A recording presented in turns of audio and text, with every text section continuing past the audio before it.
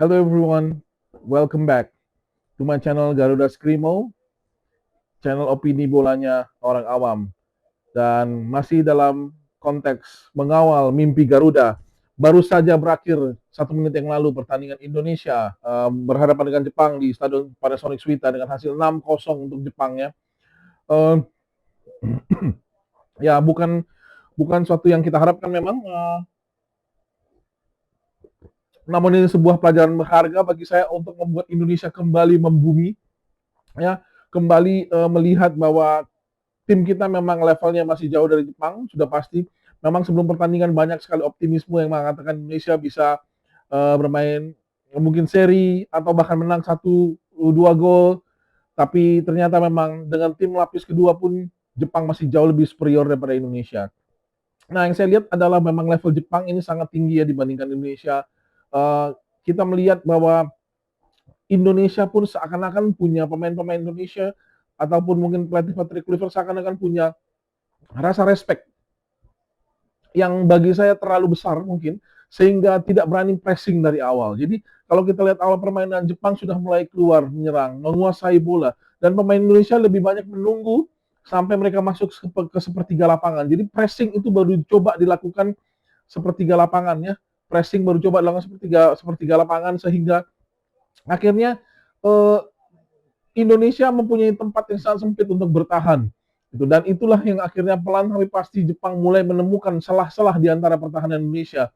Mulai dari gol pertama yang bagi saya memang ada faktor kesalahan Emil Audero sedikit ketika dia kurang sigap menahan bola tersebut. Walaupun memang pemain Jepang juga bisa melakukan sundulannya tanpa terjaga sama sekali ya. Tanpa terjaga sama sekali. Jadi ya itulah yang memang kita bisa melihat. Kemudian berikut juga gol kedua, sudah berusaha Emil dan gol ketiga dan masuklah di babak kedua gol 4, 5 dan 6. Nah, saya pikir secara keseluruhan Indonesia bermain tidak terlalu baik ya.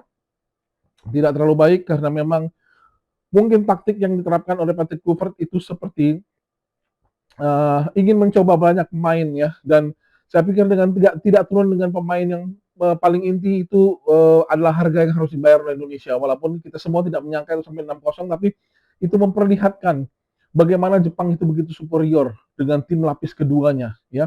Hanya Yuto Nagatomo pun tidak bermain. Kubo dari awal memang menjadi motor serangan Jepang dan ya kita sudah lihat sama-sama hasilnya. Nah, sekarang bagaimana Indonesia?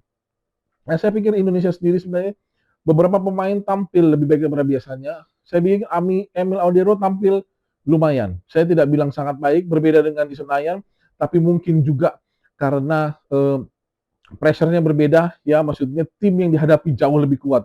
Jadi itu juga memperlihatkan levelnya permainan Emil pada hari ini. Tapi tidak jelek sama sekali, hanya lumayan. Kemudian penampilan trio belakang kita, eh, saya pikir agak sulit ya ketika digempur untuk bisa menahan begitu banyak gempuran dan tusukan-tusukan. Eh, dan memang kita jujur kehilangan sedikit. Mace Hillhurst tidak bermain jelek sama sekali. Saya katakan tidak bermain jelek sama sekali, tapi memang kelincahan Rizky Ridho itu tidak ada hari ini. Mace sendiri memang tipe pemain bertahan yang sangat berbeda. Mungkin bahkan saya berpikir Mace maaf, Mace dan J. Itzes adalah tipe pemain yang hampir mirip. Sehingga memang kita butuh, saya harus mengakui, kita butuh juga kesigapan dan kecepatan Rizky Ridho di situ.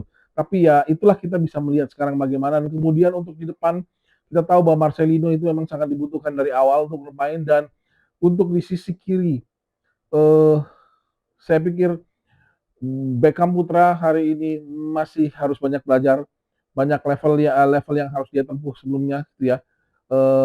Yakob Sayuri sangat tidak beruntung ya, karena Kevin Dix cedera, kemudian dia cedera sehingga akhirnya Yance harus pindah dari sebelah kiri ke sisi kanan. Jadi memang selain banyak cedera yang diderita, memang Indonesia harus banyak belajar hari ini untuk bagaimana menemukan, terutama Patrick Kluivert dan Alex Pastur, menemukan taktik yang paling tepat.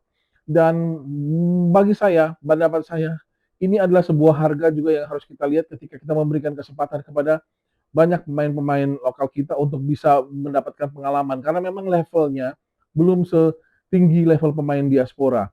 Itu pun saya lihat punya faktor akan hasil hari ini. Tapi tidak jadi masalah karena memang pertandingan ini tidak berpengaruh lagi dan inilah memang saat yang terbaik yang sudah digunakan dengan baik oleh coach Patrick Kluivert untuk mencoba beberapa pemain ya, mencoba beberapa pemain sehingga akhirnya bisa tahu nanti formasinya gitu.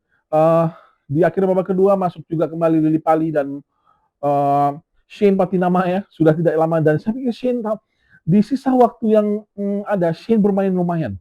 Shane bermain tidak jelek walaupun belum outstanding. Saya pikir dia butuh menit bermain ini tapi Shane itu sedikit berbeda ya. Shane itu tipikalnya lebih kelihatan dibandingkan Dean James.